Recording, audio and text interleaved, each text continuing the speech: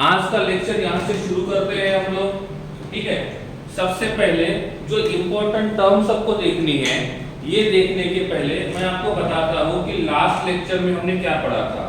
Last lecture में हमने देखा था कि एटॉमिक मास नंबर क्या होता है, नंबर ऑफ प्रोटॉन को कैसे कैलकुलेट करेंगे, नंबर ऑफ न्यूट्रॉन को कैसे कैलकुलेट करेंगे, नंबर ऑफ इलेक्ट्रॉन को कैसे कैलकुलेट करेंगे, और उसके बाद हमने देखा था एटॉमिसिटी का मतलब क्या होता है। ठीक है, सबसे पहली जो बात आपको पढ़नी है, आप प्रेजेंटेशन के ऊपर देख सकते हो। इफ आप प्रेजेंटेशन के ऊपर देखोगे तो पॉइंट नंबर 1 और पॉइंट नंबर 2 आई थिंक दोनों हो गए। पॉइंट नंबर 1 और पॉइंट नंबर 2 जो प्रेजेंटेशन में दिए हैं हमने दोनों खत्म कर लिए हैं। ठीक है, हमने एटॉमिक नंबर का मतलब भी पढ़ा था, साथ में हमने एटॉमिक मास नंबर का मतलब भी पढ़ा है। ठीक है, ओके। सपोज अब यहाँ पे हमारा फर्स्ट टर्म हो गया, यहाँ पे हमारा सेकंड टर्म हो गया। अब यहाँ पे हमको थर्ड टर्म को पढ़ना है। कौन सी टर्म पढ़ेंगे? थर्ड वाली टर्म, और थर्ड वाली टर्म को बोलते हैं केर्नेल। क्या बोलेंगे? केर्नेल। ठीक है, इसका जो मतलब है आप प्रेजेंटेशन के ऊपर देख सकते हो। यहाँ पे मैं एक्सप्लेन करने का काम करूंगा, यहाँ पे बस मैं एक्सप्लेन करने का काम करूंगा। ठीक है, अब देखो, सपोज मैंने बोला मेरे पास यहाँ पे क्लोरीन है, मेरे पास यहाँ पे क्लोरीन है। What is the atomic number of chlorine? What is the atomic number of chlorine? तो एटॉमिक बोर्ड इनविजिबल नहीं है, आप अल्ट्राविजन के साइड पे जाओगे तो आपको वो दिख जाएगा। ठीक है, यस।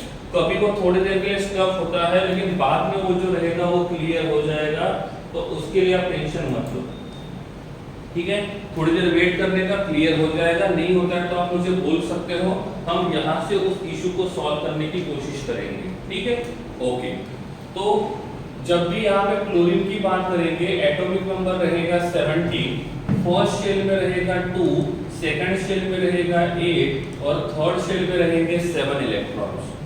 तो यहाँ पे हम देखेंगे टोटल नंबर ऑफ शेल कितने हैं। टोटल नंबर ऑफ शेल कितने हैं? टोटल नंबर ऑफ शेल जो रहेंगे वो 3 रहेंगे।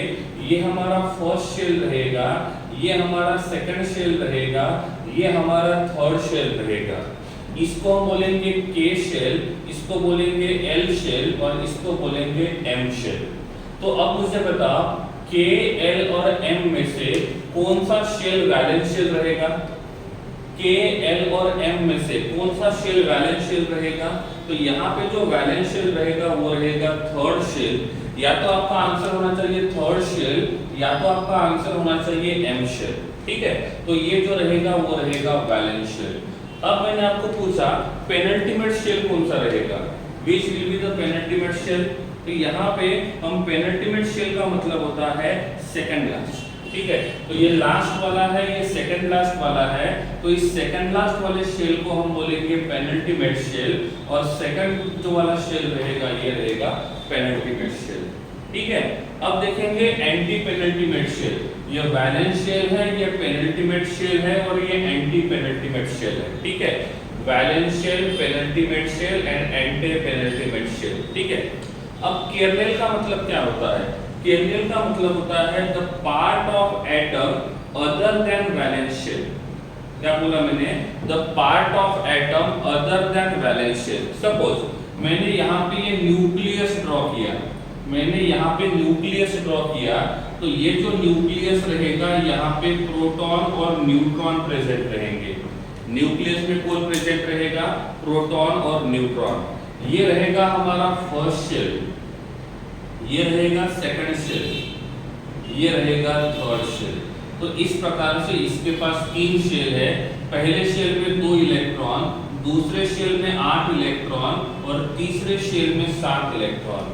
कभी कभी आपको ये पूछा जाएगा कि what is the meaning of kernel? तो केर्नेल का मतलब होता है ये कंप्लीट एटम, किसको छोड़ के? वैलेंस शेल को छोड़ के जो रिमेनिंग एटम का पार्ट होता है, उस रिमेनिंग एटम के पार्ट को हम बोलेंगे केर्नेल। समझ में आ गया? तो केर्नेल का मतलब होता है the part of whole atom, the part of whole atom other than the part of whole atom other than valence shell is called as the kernel। ठीक है, तो ये वाला जो रीजन है, इस वैलेंस शेल को छोड़ दो तो रिमेनिंग वाला जो पार्ट होता है, इस रिमेनिंग वाले पार्ट को हम बोलेंगे केर्नेल। क्लियर है, समझ में आ रहा है? ठीक है, बोर्ड इज नॉट क्लियर, कोई बात नहीं, थोड़ा सा सामने लेके जाते हैं, क्लियरिटी बढ़ जाएगी। लेट्स ट्राई, क्लियरिटी बढ़ाने की कोशिश करते हैं, जस्ट वेट।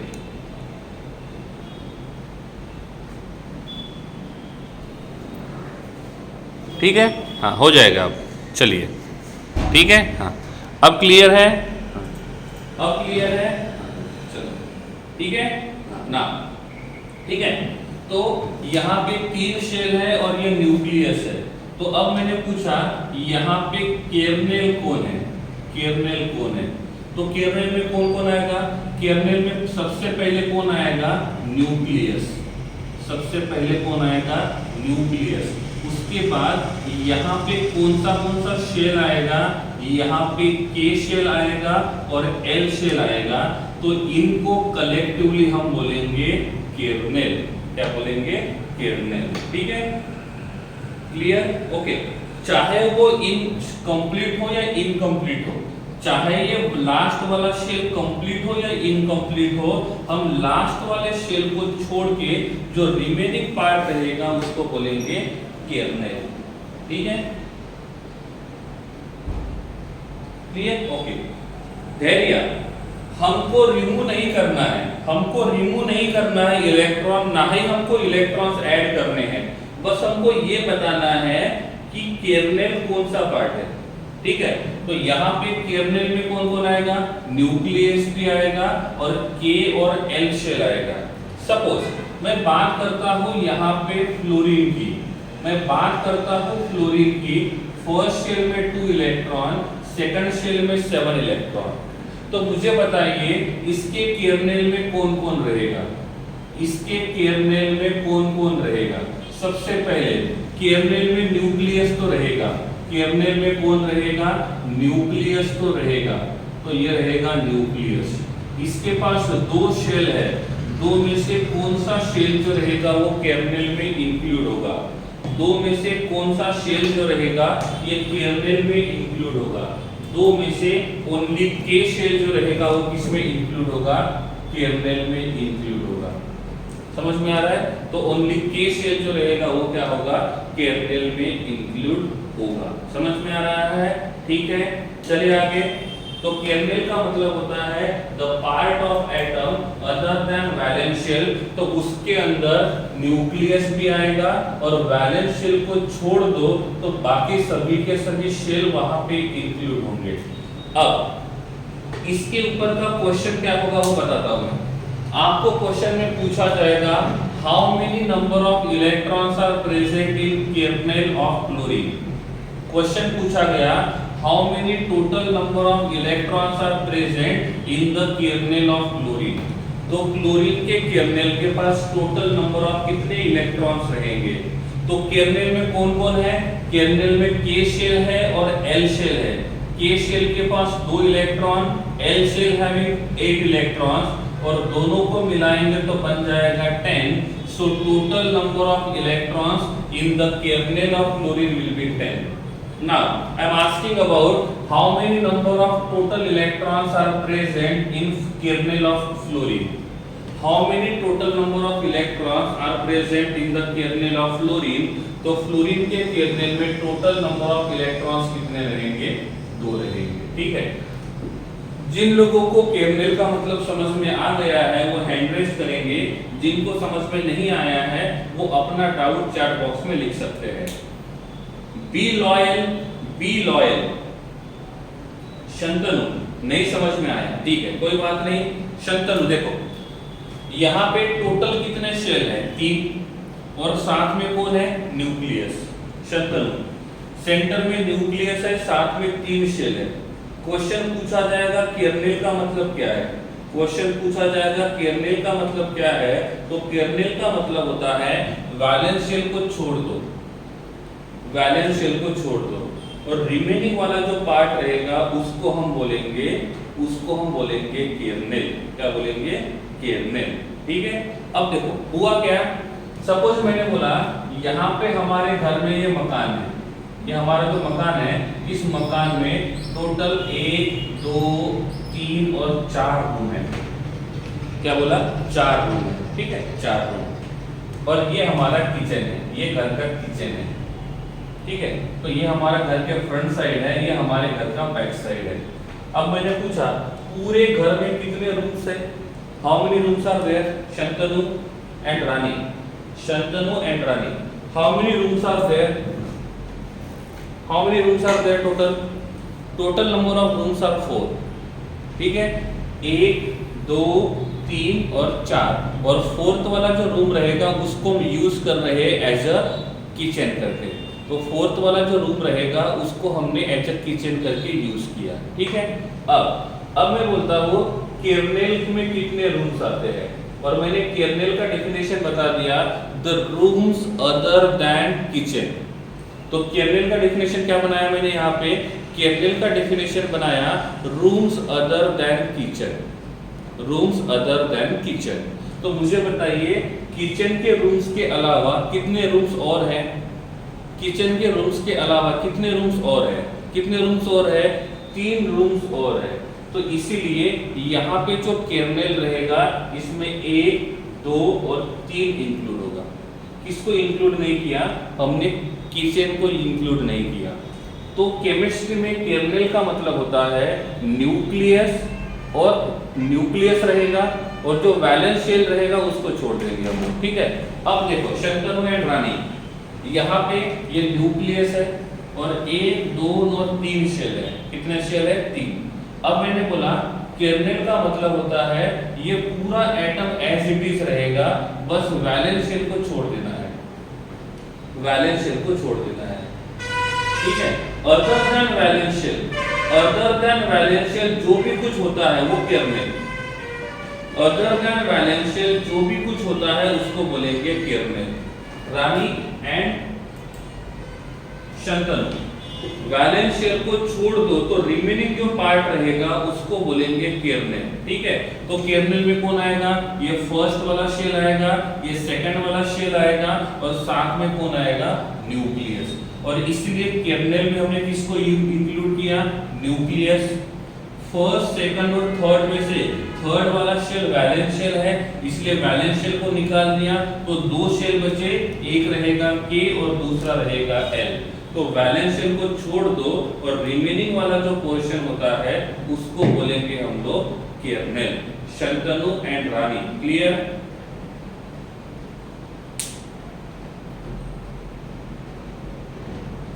ओके, चलिए नेक्स्ट वाला जो पॉइंट आपकी स्क्रीन के ऊपर दिखाई दे रहा है, नेक्स्ट वाला जो पॉइंट आपकी स्क्रीन के ऊपर दिखाई दे रहा है आप उसको देख सकते हो।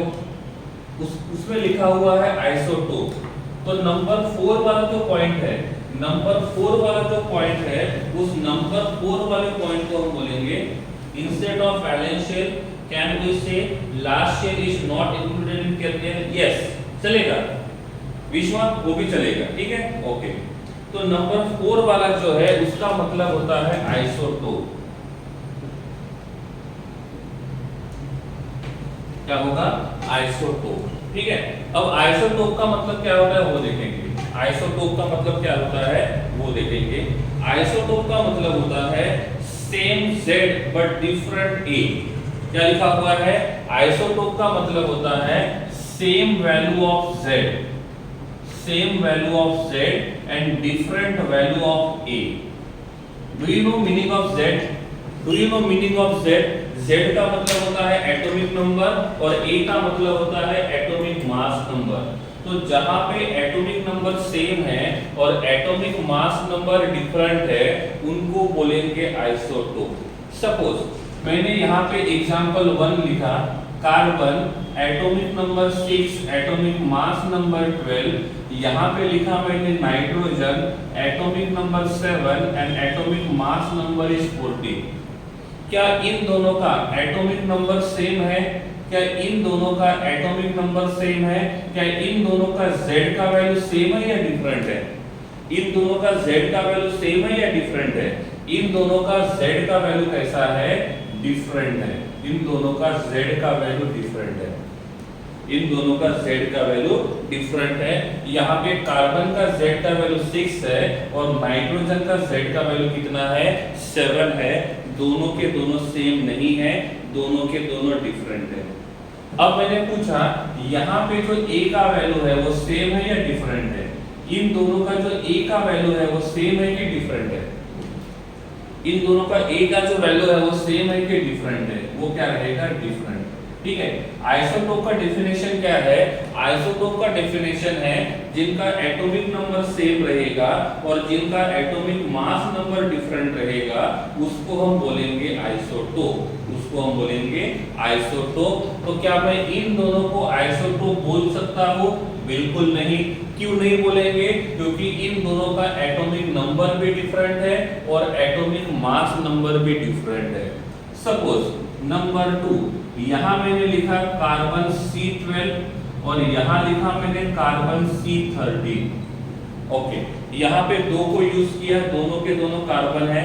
अब मुझे बताओ इन दोनों का एटॉमिक नंबर सेम है, तो यहाँ पे इन दोनों का जो Z का वैल्यू रहेगा वो सेम है। दोनों में Z का वैल्यू सेम है और दोनों का A का वैल्यू डिफरेंट है। दोनों में A का वैल्यू डिफरेंट है। दोनों का एटॉमिक नंबर सेम है, एटॉमिक मास नंबर डिफरेंट है। और जब एटॉमिक नंबर सेम होता है और एटॉमिक मास नंबर डिफरेंट होता है तो इसको क्या बोलेंगे? इसको बोलेंगे आइसोटोप। क्या बोलेंगे? आइसोटोप। क्लियर है? तो इसको बोलेंगे आइसोटोप्स ऑफ ईच अदर। इसको बोलेंगे isotopes of each other. Clear हुआ? आइसोटोप समझ में आ रहा है? सपोज मैं यहाँ पे नंबर 3 में लिखता हूँ, यहाँ पे लिखा A जिसका एटॉमिक नंबर 6 है, एटॉमिक मास नंबर 18 है। यहाँ पे मैंने कैपिटल B लिखा जिसका एटॉमिक नंबर 8 है और एटॉमिक मास नंबर 18 है। क्या इन दोनों को मैं आइसोटोप बोल सकता हूँ? क्या इन दोनों को मैं आइसोटोप बोल सकता हूँ? यस और नो? कैसे पता चलेगा? इन दोनों का, इसका एटॉमिक नंबर 6 है, इसका एटॉमिक नंबर 8 है। इसका मतलब यहाँ पे जो Z का वैल्यू है वो कैसा है? डिफरेंट है। Z का वैल्यू कैसा है? डिफरेंट है। और A का वैल्यू जो रहेगा वो कैसा है? सेम है। लेकिन आइसोटोप का डेफिनेशन क्या है? जहां पे आइसोटोप का डेफिनेशन क्या है? जहां पे एटॉमिक नंबर सेम रहेगा और एटॉमिक मास नंबर डिफरेंट रहेगा उनको आइसोटोप बोलेंगे। तो इन दोनों को आइसोटोप्स नहीं बोलेंगे। इन दोनों को आइसोटोप्स नहीं बोलेंगे। नंबर 4, यहाँ पे हाइड्रोजन है 1 और 1, यहाँ पे ड्यूटेरियम है 1 और 2, यहाँ पे ट्रिटियम है 1 और 3। क्या मैं इन तीनों को एक दूसरे के आइसोटोप्स बोल सकता हूँ? क्या इन तीनों को मैं आइसोटोप्स बोल सकता हूँ? धैर्य, सभी क्वेश्चन का आंसर मिल जाएगा। Just wait. क्या इन तीनों को मैं एक दूसरे के आइसोटोप्स बोल सकता हूँ? यस। हम तीनों में देखेंगे तो तीनों में जो Z का वैल्यू है वो सेम है। तीनों में जो Z का वैल्यू है सेम है, बट यहाँ पे A का जो वैल्यू है वो कैसा है? डिफरेंट है। A का वैल्यू कैसा है? Different. 1 1 1 Z is same. 2 3 4 sorry 1 2 3 A का वैल्यू डिफरेंट है। तो इन तीनों को हम बोल सकते हैं these are isotopes of each other। क्या बोल सकते हैं? these are isotopes of each other। Suppose मैंने यहाँ पे लिखा नंबर 5, मैंने यहाँ पे लिखा नंबर 5, यहाँ लिखा मैंने नाइट्रोजन 7 और 14, यहाँ पे लिखा नाइट्रोजन 7 और 14। क्या मैं इसको आइसोटोप बोलूं? क्या मैं इसको आइसोटोप बोलूं? क्या मैं इसको आइसोटोप बोलूं? नो। क्यों? क्योंकि यहाँ पे क्या है? यहाँ पे Z का वैल्यू तो सेम है, यहाँ पे Z का वैल्यू सेम है और A का जो वैल्यू है ये भी सेम है। और जब Z और A दोनों का वैल्यू सेम आता है, जब Z और A दोनों का वैल्यू सेम आता है तो उसको कहते हैं आइडेंटिकल। उसको क्या बोलते हैं? आइडेंटिकल। उसको क्या बोलेंगे, आइडेंटिकल। दोनों के का ए का वैल्यू भी सेम है और दोनों का जेड का वैल्यू भी सेम है, और जब ऐसा होगा तब उसको बोलेंगे आइडेंटिकल। सपोज नंबर 6 में मैं लिखता हूँ nitrogen atomic number 7, atomic mass number 14, nitrogen atomic number 7, atomic mass number 15। क्या इन दोनों को एक दूसरे के आइसोटोप्स बोल सकते हैं? क्या इन दोनों को एक दूसरे के आइसोटोप्स बोल सकते हैं? यस और नो। कैसे पता चला आपको? आपको कैसे पता चला? क्योंकि इन दोनों में देखेंगे तो Z का वैल्यू जो रहेगा वो सेम रहेगा। Z का वैल्यू कैसा रहेगा? सेम रहेगा। और A का जो वैल्यू रहेगा वो कैसा है? डिफरेंट है। और इसीलिए इनको हम बोलेंगे these are the isotopes of each other। अच्छे से ध्यान देना है क्योंकि यही टर्म्स फिजिक्स में भी यूज होती है। इसी प्रकार के टर्म्स जो होते हैं वो फिजिक्स में भी यूज होते हैं। तो आप जो यहाँ पे पढ़ोगे वो आपको फिजिक्स में भी पढ़ना पड़ेगा, ठीक है? तो वहाँ पे आपको सर डिटेल में नहीं बताएंगे क्योंकि यहाँ पे हम लोग ये पढ़ चुके हैं और इसीलिए यहीं पे अच्छे से पढ़ लेना है, ठीक है? तो ये रहेगा नंबर 4 आइसोटोप्स। जिनको आइसोटोप समझ में आ गया है वो हैंड रेज करेंगे, जिनको नहीं समझा है वो चैट बॉक्स में लिखेंगे।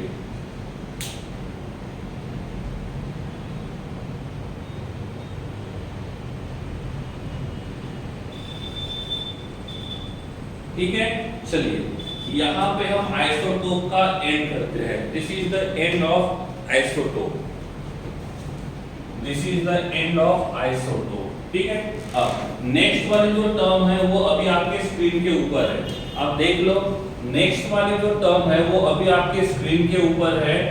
जो स्क्रीन जी सर नाम से है वहां पे जो प्रेजेंटेशन है वहां पे नेक्स्ट वाली टर्म लिखी हुई है। कौन सी है? नंबर 5 वाली टर्म कौन सी है? पढ़ सकते हो आप? क्या लिखा हुआ है नंबर 5 में? नंबर 5 में क्या लिखा हुआ है? कोई बता सकता है? एनीवन? नंबर 5 में क्या लिखा हुआ है? आइसोबार। तो नंबर 5 में लिखा हुआ है आइसोबार। आइसोटोप में क्या होता था? सेम रहेगा Z का वैल्यू और डिफरेंट रहेगा A का वैल्यू। तो आइसोबार में क्या होता है? Z का वैल्यू जो रहेगा वो डिफरेंट होगा। Z का वैल्यू जो डिफरेंट रहेगा और A का वैल्यू जो रहेगा वो सेम रहेगा। तो जो हम आइसोटोप में देखते हैं उसका उल्टा जो रहेगा वो आइसोबार में रहेगा।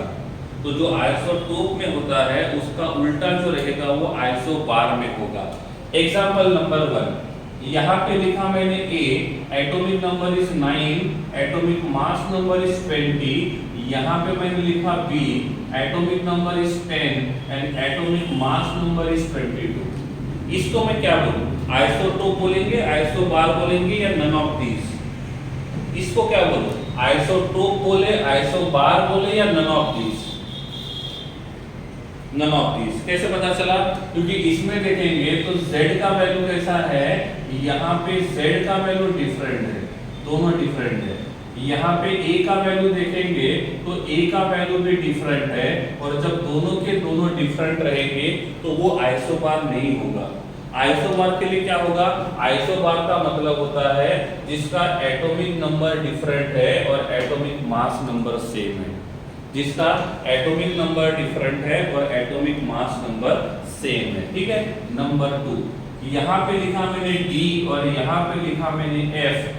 D का एटॉमिक नंबर 10 है, एटॉमिक मास नंबर 22 है, इसका एटॉमिक नंबर 12 है और इसका एटॉमिक मास नंबर 22 है। हम दोनों को कंपेयर करेंगे। Z का वैल्यू सेम है या डिफरेंट है? यहाँ पे Z का वैल्यू 10 है, यहाँ पे Z का वैल्यू 12 है, तो इसका मतलब Z का वैल्यू डिफरेंट है। हम A का वैल्यू चेक करेंगे। यहाँ पे A का वैल्यू 22 है, यहाँ पे भी A का वैल्यू 22 है, इसका मतलब A का वैल्यू सेम रहेगा। और जहाँ पे A का वैल्यू सेम होता है और Z का वैल्यू डिफरेंट होता है, जहाँ पे एटॉमिक नंबर डिफरेंट होता है और एटॉमिक मास नंबर सेम होता है, उसको क्या बोलेंगे? आइसोबार। इसको क्या बोलेंगे? Isobar. Do you know the meaning of isobar? Clear हुआ आइसोबार? ठीक है? आइसोटोप और आइसोबार दोनों अपोजिट है। यहाँ पे एटॉमिक नंबर सेम है, atomic mass number is different. इसमें atomic number is different and atomic mass number is same. तो दोनों जो रहेंगे वो एक दूसरे के अपोजिट है। एक में एटॉमिक नंबर सेम होता है तो दूसरे एटॉमिक मास नंबर सेम होता है। क्लियर है? जिनको समझ में आ गया है हैंड रेज करेंगे, जिनको नंबर 5 समझ में नहीं आया है वो चैट बॉक्स में लिखेंगे। मिनिमम 50 लोगों के तो हैंड रेज होने ही चाहिए, minimum. I am asking about minimum quantity. और मैंने आपको ये भी बोला है लॉयल रहना है, समझ में आया है तो ही हैंड रेज करना है। ठीक है? क्लियर? ओके। तो इस प्रकार से यहाँ पे हमने नंबर 5 वाला देख लिया है। ठीक है? चलो, कोई डाउट नहीं है? Very good. नेक्स्ट वाला टर्म कौन सा है देखो स्क्रीन पे। नेक्स्ट वाला टर्म देखो स्क्रीन पे क्या है। नेक्स्ट वाला टर्म देखो स्क्रीन पे क्या है।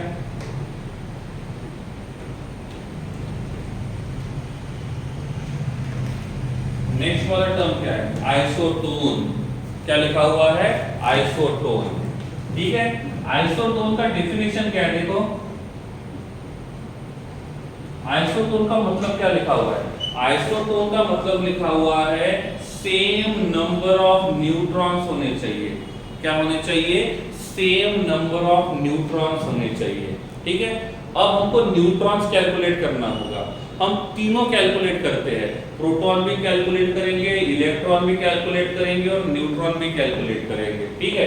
यहाँ पे मैं लिखता हूँ प्रोटॉन, फिर लिखता हूँ इलेक्ट्रॉन और फिर लिखता हूँ न्यूट्रॉन। आप मुझे बताइए ए के पास कितने प्रोटॉन रहेंगे? ए के पास कितने प्रोटॉन रहेंगे? ए का एटॉमिक नंबर कितना है? 9। और ए का एटॉमिक नंबर 9 है तो number of protons will be 9। Number of protons will be 9। इसके ऊपर चार्ज कितना है? 0। ऑक्सीडेशन नंबर 0 है, इसका मतलब number of proton and number of electrons will be equal.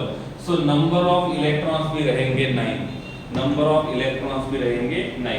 कोई मुझे बता सकता है इसमें टोटल नंबर ऑफ न्यूट्रॉन्स कितने रहेंगे? कोई मुझे बता सकता है टोटल नंबर ऑफ न्यूट्रॉन्स कितने रहेंगे? कैसे पता करेंगे? हमारे पास फॉर्मूला है A equals to P plus N। A equals to P plus N। यहाँ पे A का वैल्यू कितना है? यहाँ पे A का वैल्यू कितना है? 20। P का मतलब होता है प्रोटॉन। प्रोटॉन कितने हैं? 9। तो हमको ढूंढना होगा न्यूट्रॉन्स कितने रहेंगे। जिनको ये समझ में नहीं आया वो लास्ट वाला लेक्चर टी स्कूल में देख लेना, क्योंकि लास्ट वाले लेक्चर में यही पढ़ा था number of proton, neutron, electron कैसे कैलकुलेट करेंगे। ठीक है? तो A का वैल्यू कितना है? 20। नंबर ऑफ प्रोटॉन्स कितने हैं? 9। तो नंबर ऑफ न्यूट्रॉन्स हमको निकालना पड़ेगा। Therefore number of neutrons equals to 20 minus 9 और 20 माइनस 9 कितना होता है? 11। तो इसके पास टोटल नंबर ऑफ न्यूट्रॉन्स कितने हैं? 11। टोटल नंबर ऑफ न्यूट्रॉन्स कितने हैं? 11। ठीक है?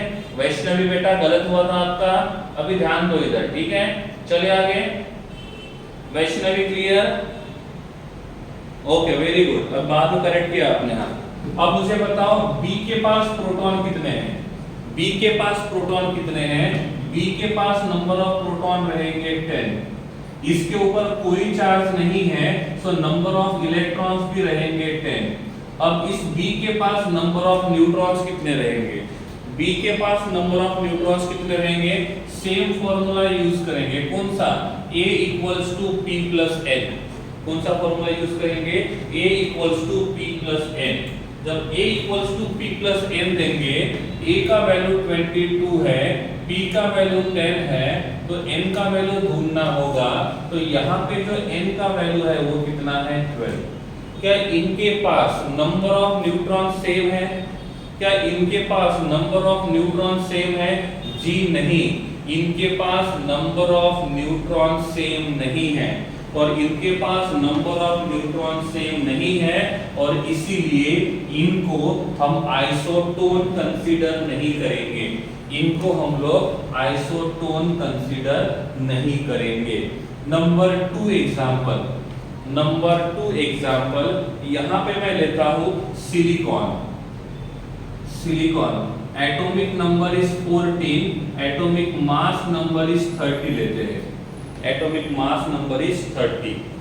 इफ हम फास्फोरस की बात करेंगे so atomic number is 15 and atomic mass number is 31।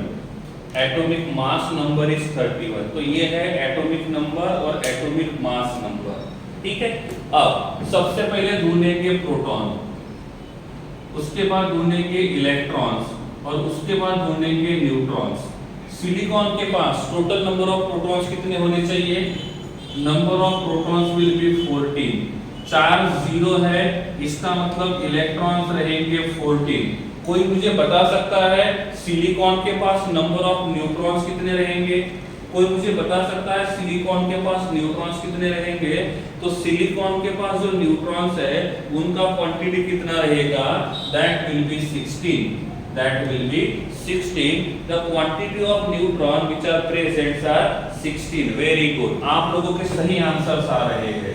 Now about the phosphorus, what will be the quantity of proton? So here total number of protons will be 15. Total number of protons will be 15. After that, no charge is there. Oxidation number is 0. And if the oxidation number is 0, then number of protons equals to number of electrons. So in phosphorus, number of protons and electrons both are 15. What about the neutrons? What will be the number of neutrons in phosphorus? Anyone? So number of neutrons will be 16. Number of neutrons will be 16. If we compare these two elements, where number of neutrons are same and if the number of neutrons are same, then it is called as isotone. ठीक है? This is called as isotone. Clear? Isotone is clear? Isotone is clear? जिन लोगों को isotone समझ में आ गया है, they can raise your hand. If you have any doubt, then you can ask.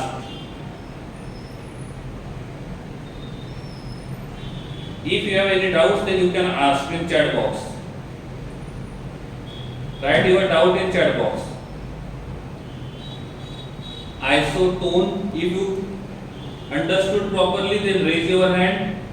One more example, Shantanu. कोई बात नहीं. Shantanu is saying that he needs one more example. Okay. कोई बात नहीं, देखते हैं एक और example. Number 1, number 3, phosphorus atomic number is 15, atomic mass number is 31. Atomic number is 15, atomic mass number is 31. Here sulfur atomic number is 16, atomic mass number is 32. Atomic mass number is 32. Okay. Now first tell me the total number of protons which are present in phosphorus. So atomic number is 15, so number of protons will be 15. Here oxidation number is 0, so number of electrons will be 15. Here having the formula to calculate the number of neutrons, A is a 31. Number of protons are 15, then we have to calculate the number of neutron. Here number of neutrons are 16. Number of neutrons are 16. Shantanu, look here. Now with this sulfur atomic number is 16, so number of protons are 16. Here nothing means oxidation number is 0, and when oxidation number will be 0, so number of protons and number of electrons both will be equal. After that we have to calculate the number of neutrons. Shantanu, look here. Shantanu, how to calculate the number of neutrons? The value of A is 32. How many protons are there? Number of protons are 16. So we have to calculate the number of neutrons. So here number of neutrons will be 16. Shantanu, in this pair you can identify, you can compare the number of protons. Here number of protons are 16. Here also number of protons are 16. If number of protons are same, then it is called as isotone. Shantanu, now clear बेटा? अभी clear है शंतनु? ठीक है? तो ये कौन था? isotone. ये कौन था? isotone. नेक्स्ट टॉपिक जो आपकी स्क्रीन के ऊपर है, नेक्स्ट टॉपिक जो आपके स्क्रीन के ऊपर है, एक बार देख लो। नेक्स्ट टॉपिक जो आपके स्क्रीन के ऊपर है वो देख लो, क्या है? क्या है? आइसोडाइफर। क्या है? आइसोडाइफर। तो नंबर 7 टॉपिक इज आइसोडाइफर। आइसोडाइफर का मतलब क्या होता है? वो स्क्रीन के ऊपर लिखा हुआ है। क्या होता है? Same difference of number of neutron and proton. Look here, isodiapher का मतलब समझाता हूं, जिसमें number of neutrons minus number of protons, इनका जो डिफरेंस होता है, इफ इसका डिफरेंस सेम है तो उसको बोलेंगे आइसोडाइफर। क्या बोलेंगे? आइसोडाइफर। ये डाइफर है, डफर नहीं है। ये डाइफर है, डफर नहीं है। ठीक है, तो आइसोडाइफर का मतलब क्या होता है? आइसोडाइफर का मतलब होता है जिसमें number of neutron minus number of proton, इनका जो क्वांटिटी होता है वो इक्वल होता है, उसको बोलेंगे आइसोडाइफर। अब देखो, इसमें नंबर ऑफ न्यूट्रॉन और प्रोटॉन के बीच का डिफरेंस कितना है? इसमें number of neutron minus proton के बीच का डिफरेंस कितना है? Number of neutron minus proton का डिफरेंस कितना है? इसमें न्यूट्रॉन माइनस प्रोटॉन का डिफरेंस है 2। कितना है? 2। न्यूट्रॉन माइनस प्रोटॉन का डिफरेंस कितना है? 2। ठीक है, यहां पे हम देखेंगे तो न्यूट्रॉन माइनस प्रोटॉन का डिफरेंस कितना है? न्यूट्रॉन माइनस प्रोटॉन का डिफरेंस कितना है? 2। तो इफ यहाँ पे न्यूट्रॉन माइनस प्रोटॉन का जो डिफरेंस आता है, इफ वो डिफरेंस सेम है तो इसको बोलेंगे आइसोडाइफर। इसको बोलेंगे isodiapher. Is it clear? Isodiapher का मतलब समझ में आ गया? तो आइसोडाइफर का मतलब होता है जिसमें न्यूट्रॉन माइनस प्रोटॉन का जो डिफरेंस रहेगा वो सेम होना चाहिए। इसमें न्यूट्रॉन माइनस प्रोटॉन का डिफरेंस जो रहेगा वो 2 है। इसमें भी न्यूट्रॉन माइनस प्रोटॉन का डिफरेंस जो रहेगा वो 2 है, और दोनों में न्यूट्रॉन माइनस प्रोटॉन का डिफरेंस सेम होने के वजह से इन दोनों को हम बोलेंगे आइसोडाइफर। क्या बोलेंगे? आइसोडाइफर। क्लियर हुआ आइसोडाइफर? आइसोडाइफर इज क्लियर? ओके, आगे बढ़ते हैं। जिनको काम नहीं है हैंड्स डाउन कर देना है। ठीक है, एक बार ऊपर करके रखना नहीं है। हम इसमें देखेंगे न्यूट्रॉन माइनस प्रोटॉन का डिफरेंस कितना है। इसमें न्यूट्रॉन माइनस प्रोटॉन का डिफरेंस कितना है? इसमें न्यूट्रॉन माइनस प्रोटॉन का डिफरेंस कितना है? 2। डिफरेंस कितना है? 2। हम यहां देखेंगे तो न्यूट्रॉन माइनस प्रोटॉन का डिफरेंस कितना है? 1। कितना है? 1। क्या दोनों में न्यूट्रॉन माइनस प्रोटॉन का डिफरेंस सेम है या डिफरेंट है? इन दोनों में neutron minus proton, neutron minus proton, इन दोनों का डिफरेंस सेम है कि डिफरेंट है? इसमें न्यूट्रॉन माइनस प्रोटॉन, इन दोनों का जो डिफरेंस है वो सेम है कि डिफरेंट है? यहाँ पे ये डिफरेंट है, और जब ये दोनों डिफरेंट रहेंगे तो इसको आइसोडाइफर नहीं बोलेंगे। इसको आइसोडाइफर नहीं बोलेंगे। आइसोडाइफर का मतलब difference of neutron and proton will be equal. अब मैं आपको पूछता हूं, ये दोनों के दोनों जो है, ये दोनों के दोनों जो है फास्फोरस एंड सल्फर, क्या मैं इनको आइसोडाइफर बोल सकता हूं? इन दोनों को मैं आइसोडाइफर बोल सकता हूं? You can write your answer in chat box. क्या मैं इनको आइसोडाइफर बोल सकता हूं? चेक करके बताओ।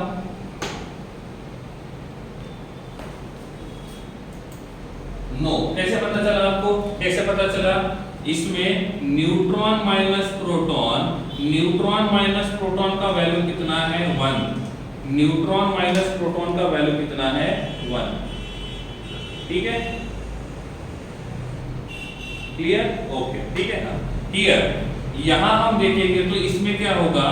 न्यूट्रॉन माइनस प्रोटॉन का डिफरेंस कितना है? 0। तो एक में न्यूट्रॉन माइनस प्रोटॉन का वैल्यू 1 है, और दूसरे में जो वैल्यू है वो कितना है? 0 है। इसका मतलब यहाँ पे नंबर ऑफ न्यूट्रॉन का वैल्यू डिफरेंट है। और नंबर ऑफ न्यूट्रॉन का वैल्यू डिफरेंट रहेगा, तो इसको हम आइसोटोन आइसोडाइफर कंसीडर नहीं करेंगे। ओके, किसी ने मुझे पूछा है आप हमारे मेरे स्क्रीन के ऊपर जो एग्जांपल लिखा हुआ है वो चेक करना है सही है कि नहीं है। कोई बात नहीं, कंपेयर करते हैं। यहाँ लिखा हुआ है नाइट्रोजन, क्या लिखा हुआ है नाइट्रोजन, साथ में लिखा हुआ है ऑक्सीजन, साथ में लिखा हुआ है ऑक्सीजन। ओके, जो एग्जांपल यहाँ पे लिखा हुआ है इसमें थोड़ा सा चेंज करना है। जो पॉइंट नंबर 7 है, जो पॉइंट नंबर 7 है वहां पे जो एग्जांपल है वो रहेगा 7 और 14 और वो रहेगा 8 और 16, that will be 8 and 16। Clear clear 8 and 16, 8 and 16।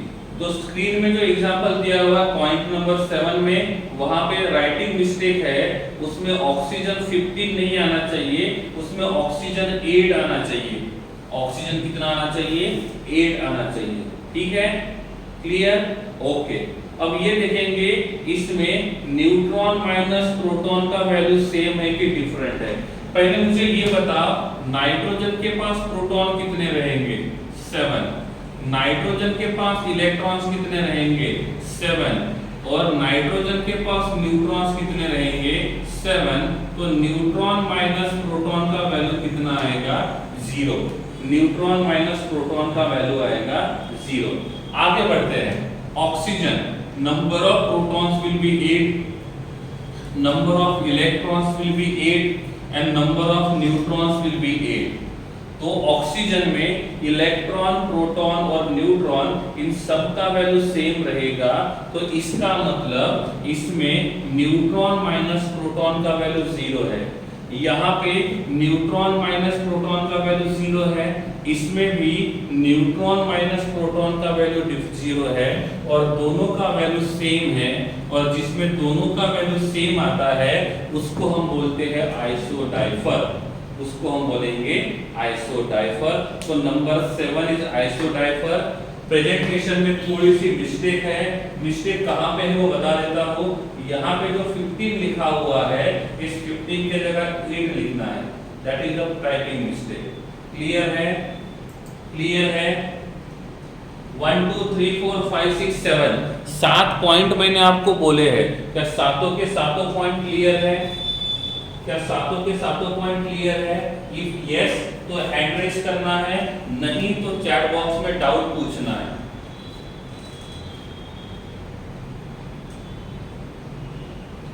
Clear है? चले आगे, चले आगे। ओके, ठीक है। अब जाते हैं नंबर 8 की तरफ। नंबर 8 में क्या लिखा हुआ है? नंबर 8 में लिखा हुआ है आइसो इलेक्ट्रॉनिक। नंबर 8 में क्या लिखा हुआ है? Iso electronic. और आइसो इलेक्ट्रॉनिक का मतलब होता है number of electrons will be same. Iso electronic का मतलब होता है number of electrons will be same. आप मुझे बताओ क्या इन दोनों में नंबर ऑफ इलेक्ट्रॉन सेम है? क्या इन दोनों में नंबर ऑफ इलेक्ट्रॉन सेम है? जी नहीं। इसका मतलब इन दोनों को आइसो इलेक्ट्रॉनिक नहीं बोलेंगे, इन दोनों को आइसो इलेक्ट्रॉनिक नहीं बोलेंगे। आप मुझे बताओ Cl-1 और एर्गॉन, इन दोनों को मैं आइसो इलेक्ट्रॉनिक बोल सकता हूं? Cl-1 और एर्गॉन इन दोनों को आइसो इलेक्ट्रॉनिक बोल सकता हूं? यस और नो? इन दोनों को आइसो इलेक्ट्रॉनिक बोल सकता हूं? यस और नो? कैसे पता चलेगा? Cl का एटॉमिक नंबर आता है 17, सो number of protons will be 17। एर्गॉन का एटॉमिक नंबर आता है 18, तो एर्गॉन के पास नंबर ऑफ प्रोटॉन्स रहेंगे 18, नंबर ऑफ प्रोटॉन्स रहेंगे 18। अब क्लोरीन के पास नंबर ऑफ इलेक्ट्रॉन्स कितने रहेंगे? होने तो चाहिए 17, बट -1 चार्ज है, और -1 चार्ज का मतलब होता है उसने एक इलेक्ट्रॉन गेन किया। इसका मतलब number of electrons will be 18 और एर्गॉन के ऊपर का चार्ज 0 है, इसका मतलब here also number of electrons are 18। तो इन दोनों के पास देखेंगे so number of electrons are same और जहां पे नंबर ऑफ इलेक्ट्रॉन सेम होते हैं उनको हम बोलेंगे आइसो इलेक्ट्रॉनिक। क्या बोलेंगे? Iso electronic. आगे बढ़ते हैं नंबर 2। यहां पे मैंने लिखा है बेरिलियम +2 और यहां पे मैंने लिखा है लिथियम +1। क्या इन दोनों को मैं आइसो इलेक्ट्रॉनिक बोल सकता हूं या नहीं? इन दोनों को हम आइसो इलेक्ट्रॉनिक बोले या नहीं? यस और no?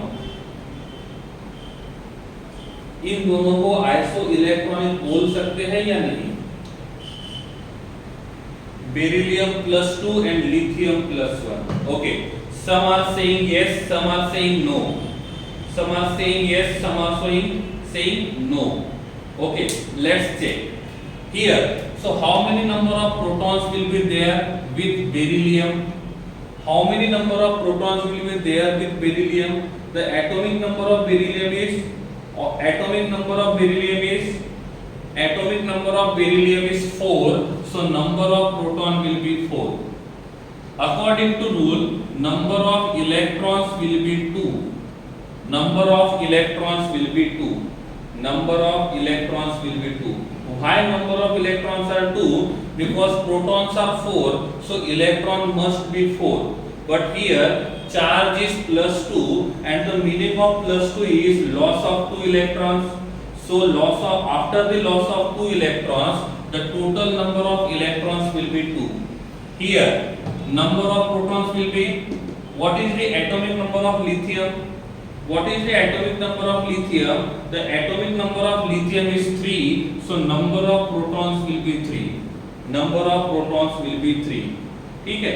If number of protons will be 3, so number of electrons must be 3. But charge is +1, it means loss of 1 electron. So number of protons are 3 and 4 and number of electrons are 2 and 2. In between these two, number of electrons are same or different? Number of electrons are same or different? Number of electrons are same, and if the number of electrons are same, then it is considered as isoelectronic. Then it is considered as isoelectronic. Clear है? अरे clear है कि नहीं है? Yes? Okay, good. चलिए आगे बढ़ते हैं। नेक्स्ट वाला जो एग्जांपल है मेरा वो है N-2 O-1। N-2 O-1। आपको ये फाइंड करके बताना है कि ये दोनों के दोनों आइसो इलेक्ट्रॉनिक्स है कि नहीं है। आपको ये बताना है both are isoelectronics or not. You can write your answer in chat box as yes or no. You can write your answer in chat box as yes or no. You have only two options. You can write either yes, otherwise you can write no. Okay, same just like the last question. Some are saying that it is isoelectronic, they are isoelectronic, and some are saying that they are non-isoelectronic. Let's check. Okay, here nitrogen, number of protons will be 7. Number of protons will be 7 and the number of electrons will be 9. Number of electrons will be 9. So protons are 7 and electrons are 9. Here number of protons are 8 and number of electrons are 9. इन दोनों के पास number of electron same है या different है? इन दोनों के पास number of electron same है या डिफरेंट है? Both having the same number of electron, and if both having the same number of electron, then that is called as the isoelectronic. तो इन दोनों को हम एक दूसरे के साथ कंपेयर करेंगे तो हम ये बोल सकते हैं वो आइसो इलेक्ट्रॉनिक रहेगा कि नहीं रहेगा। वीडियो भले पॉज हो गया है उससे कोई मतलब नहीं है, मैं जो बोल रहा हूं वो ज्यादा इंपॉर्टेंट है, ठीक है। तो मैंने आपको यहाँ पे ये बताया कि वो आइसो इलेक्ट्रॉनिक रहेगा कि नहीं रहेगा, ठीक है, क्लियर। तो आज हमने atomic number, atomic mass number, ये तो पहले ही पढ़ा था। आज हमने देखा केर्नेल, आइसोटोप, आइसोबार, आइसोटोन, आइसोडाइफर और आइसो इलेक्ट्रॉनिक, ठीक है। ये जितने भी मैंने यहाँ पे बताए हैं एक बार घर में इसका अच्छे से रिवीजन करना है।